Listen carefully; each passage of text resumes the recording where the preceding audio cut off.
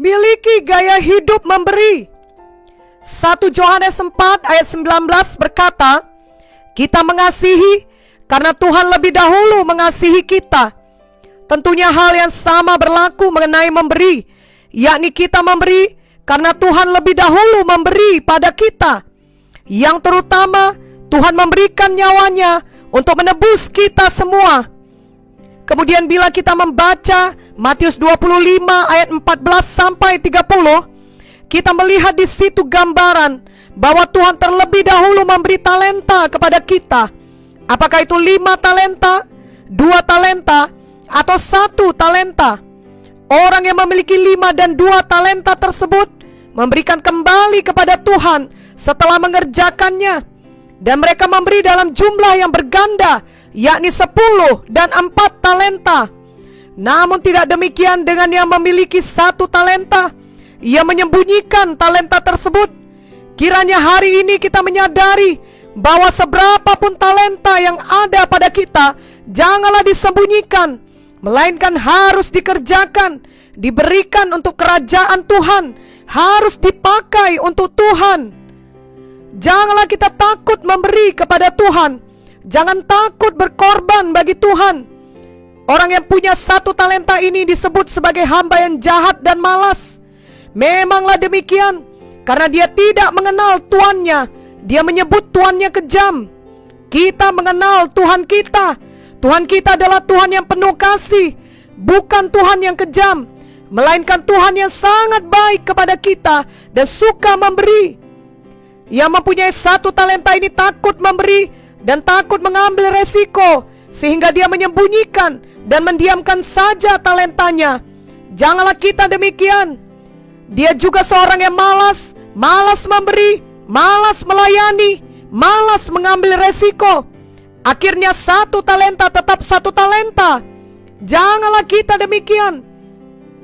Kita ingat firman Tuhan mengenai janda Sarfat dan mengenai Abraham, di mana mereka suka memberi, walau itu berarti mengambil resiko yang besar. Janda Sarfat dapat kehilangan makanan terakhir untuk mempertahankan hidupnya dan anaknya. Begitu juga Abraham dapat kehilangan Ishak untuk selamanya. Namun mereka memilih untuk memberi karena mereka percaya penuh kepada apa yang dikatakan Tuhan. Biarlah kita juga demikian. Janganlah kita mengatakan, aku akan memberi, tapi nanti kalau aku sudah diberkati dengan limpah, dan aku akan mulai menolong orang lain jika pandemi COVID-19 ini sudah berakhir. Sekarang ini aku harus memikirkan diriku sendiri saja. Janganlah selalu membuat alasan seperti yang dilakukan hamba dengan 1 talenta tadi. Janganlah pula selalu menunda untuk memberi. Apakah itu memberi waktu kita, tenaga kita, perhatian kita, pertolongan kita, doa kita, ataupun materi kita kepada orang lain. Sekaranglah waktunya memberi.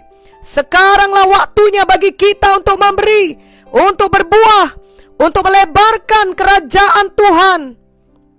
Tuhan mau kita berbuah sekarang baginya, seperti yang tertulis di Markus 11 ayat 13 sampai 14 dan 20.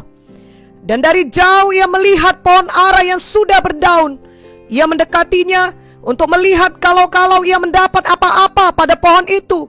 Tetapi waktu ia tiba di situ, ia tidak mendapat apa-apa selain daun-daun saja, sebab memang bukan musim buah ara.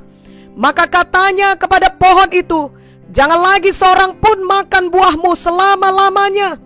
Dan murid-muridnya pun mendengarnya. Pagi-pagi ketika Yesus dan murid-muridnya lewat, mereka melihat pohon ara tadi sudah kering sampai ke akar-akarnya. Jadi walau itu bukan musim buah ara, namun jika Tuhan mau ia berbuah, maka seharusnya ia menghasilkan buah. Dan dari cerita ini kita mengerti bahwa bagi Tuhan, di setiap musim apapun, di setiap keadaan bagaimanapun, kita harus tetap berbuah. Itulah kehendak Tuhan. Termasuk di tengah pandemi COVID-19 ini, biarlah kita tetap berbuah bagi Tuhan. Bagi Tuhan, waktu itu adalah sekarang.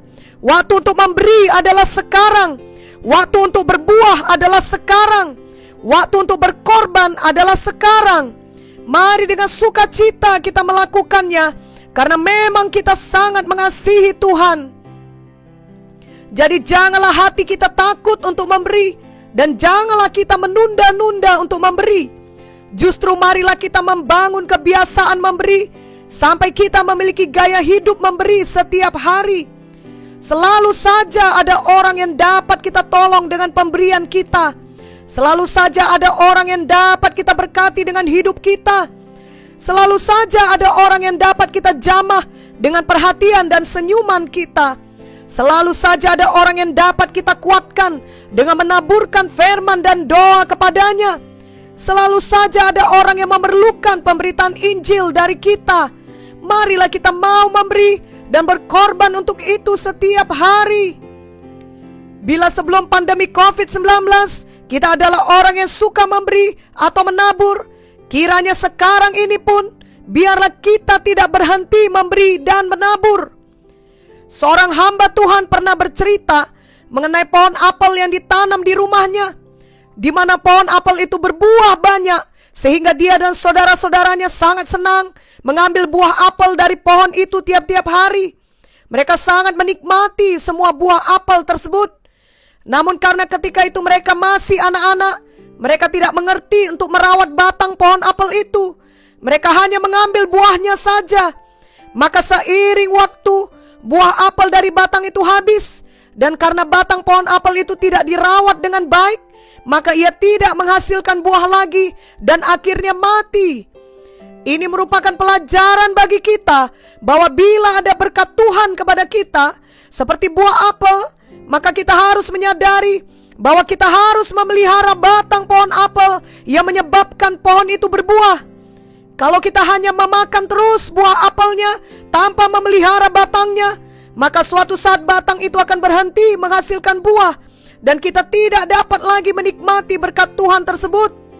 Batang pohon apel itu menggambarkan taburan kita, karena sumber dari berkat Tuhan agar dapat dicurahkan kepada kita adalah melalui taburan kita. Kejadian 8 ayat 22 berkata, selama bumi masih ada, takkan berhenti-henti musim menabur dan menuai, dingin dan panas, kemarau dan hujan, siang dan malam. Biarlah kita terus-menerus memelihara batang apel kita dengan banyak menabur, sehingga kita senantiasa menikmati berkat Tuhan yang melimpah. Berkat Tuhan tidak pernah habis atau berhenti, melainkan terus-menerus dapat kita nikmati dan kita alirkan lagi kepada orang lain. Kami sangat suka mendengar cerita dari Ibu Munte akan hal-hal baik mengenai nenek kami, bolang kami, bahkan nenek Ibu Munte atau Ondong. Karena selalu ada warisan mengenai gaya hidup yang baik, yang seturut firman, yang dapat kami teruskan dan teladani. Salah satunya adalah cerita Ibu Munte mengenai bagaimana Ondong kami setelah siap panen padi, maka yang pertama kali dia lakukan, dia selalu menyisihkan buah padi terbaik untuk menjadi bibit yang ditanam lagi. Ondong selalu berbuat seperti itu, tentunya karena dia mengerti bahwa jika semua hasil panen ditimbun, maka jumlahnya tidak akan berganda. Memang senang melihat panenan banyak di gudang, tapi padi itu tidak akan bertambah atau berganda jumlahnya. Perlu terus-menerus ada padi yang ditanam lagi. Dengan perkataan lain, ada padi yang ditabur lagi. Dan bila tidak ada yang ditanam lagi, maka tahun depan tidak ada yang bisa dituai. Apalagi kalau hasil panen itu bukan ditimbun, melainkan dimakan terus-menerus, maka lama-kelamaan lumbung akan kosong dan bisa bangkrut. Prinsip yang sama berlaku untuk kita secara rohani.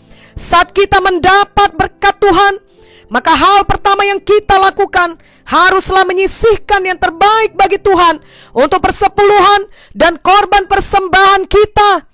Maka itu berarti kita menabur terus, sehingga pada waktu yang akan datang akan tetap ada tuaian kita. Biarlah kita menjadi pelaku firman, mengatasi halangan apapun, termasuk dalam keadaan kekurangan. Karena di saat kita berkekurangan, itu saat paling tepat untuk mempraktekkan pemberian dengan iman. Biarlah kita meneladani kasih dari jemaat Makedonia seperti yang tertulis dalam 2 Korintus 8 ayat 2-3. selagi dicobai dengan berat dalam pelbagai penderitaan, sukacita mereka meluap, dan meskipun mereka sangat miskin, namun mereka kaya dalam kemurahan.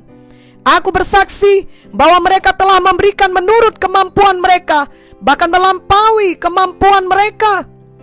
Bapak Munte selalu mengatakan kasih bukanlah kasih sebelum dipraktekkan, dan pemberian selalu berhubungan dengan kasih.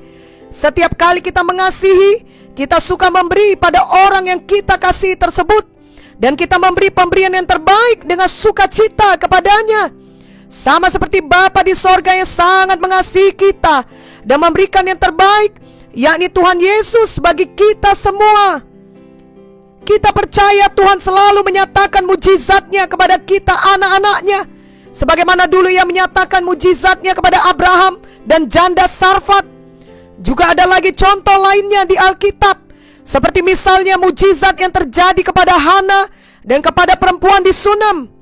Maka Tuhan akan melakukannya lagi sekarang ini untuk kita.